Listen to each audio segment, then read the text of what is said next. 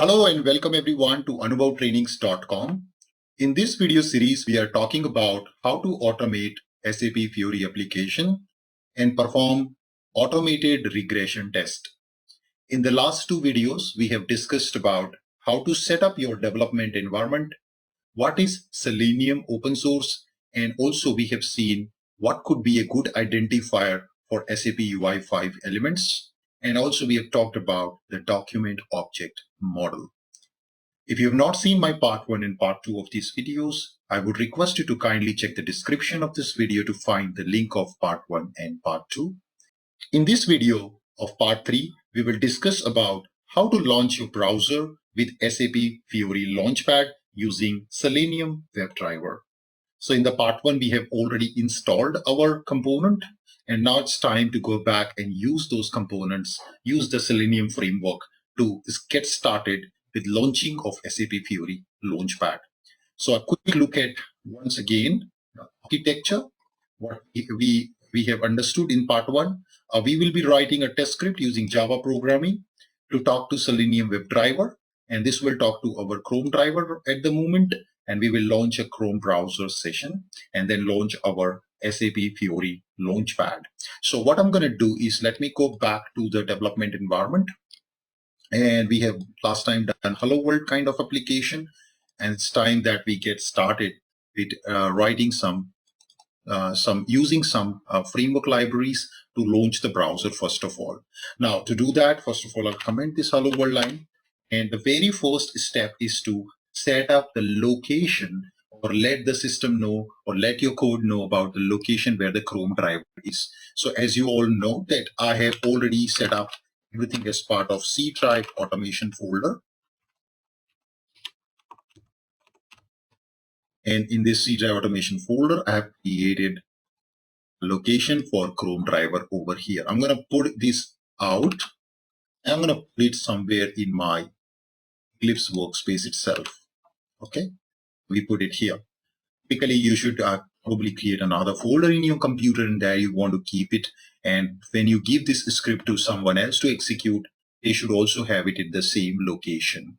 Okay, so now what we need to do is we need to tell our script that this is where the Chrome driver is. Let's go back. The very first thing is we have to do system.set properties. We have to set a property location of the WebDriver. So WebDriver.Chrome driver.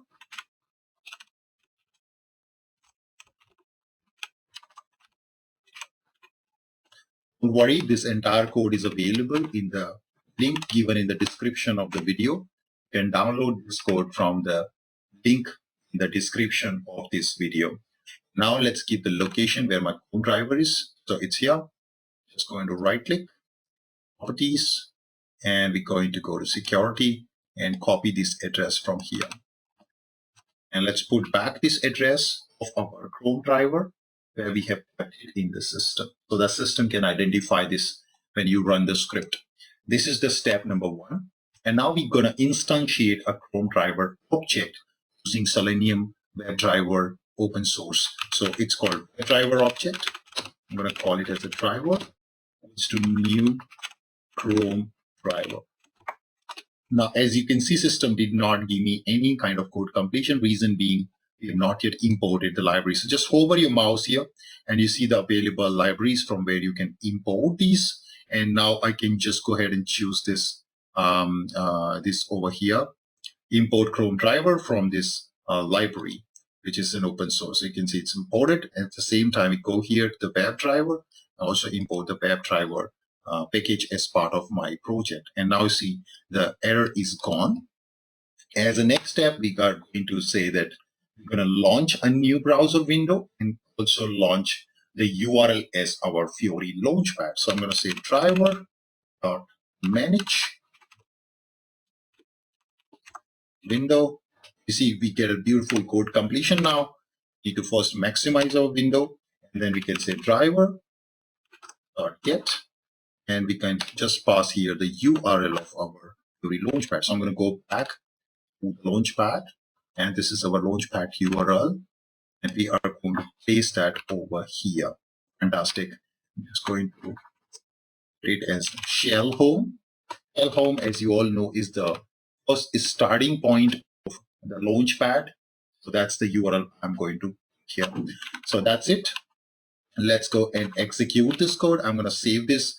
And once again, we are going to execute over here this as a Java application. So if everything is correctly set, what you should see is a new browser window would launch up. Yes. And oh my God, it went away. Why it went away? Look at here, the error, what's going wrong. So it is having an issue with the version somewhere. So there's something wrong. Let's expand the console and try to find out what is causing this issue. The reason for this issue is actually a mismatch in your local Chrome browser as well as the driver version. So please make sure that we have the same version of the Chrome driver installed in your system as the browser version is. So how do we check that? We go back to the Google Chrome and we click on these three dots on the top. And then here we go to the settings. And in the settings, we can come and check about Chrome. And here exactly you see the version of your Chrome browser. So you can see it's build 80 as my Chrome browser version. So my driver version should match this. So what we got to do is go back to the downloads page of the Chrome browser once again, which I've shared in the slide 1. And now download this Chrome version 80. Please download this particular driver. So once we download this and extract it in our computer, let me just do that. I've extracted it here already in my computer. I'm going to copy this, go back to the folder where we had placed the Chrome driver, delete the existing one. It's not deleting, which means my process is currently locking it. So we have to just do Control-Alt-Delete and kill the Chrome browser process. Let me just kill the Chrome browser process exe here. It's already running. I'm just going to end this and delete this older one and place the new one over here. Fantastic. Let's come back to our Java code. We were getting an error. I just minimize the console once and we'll give a try one more time. Let's click on Run App. So it's good that we saw that issue. And voila, you see your browser is launching. The Chrome browser is launching. And hopefully in about a second, once our execution command gets executed, you can see the Fiori Launchpad is getting launched into the Chrome browser.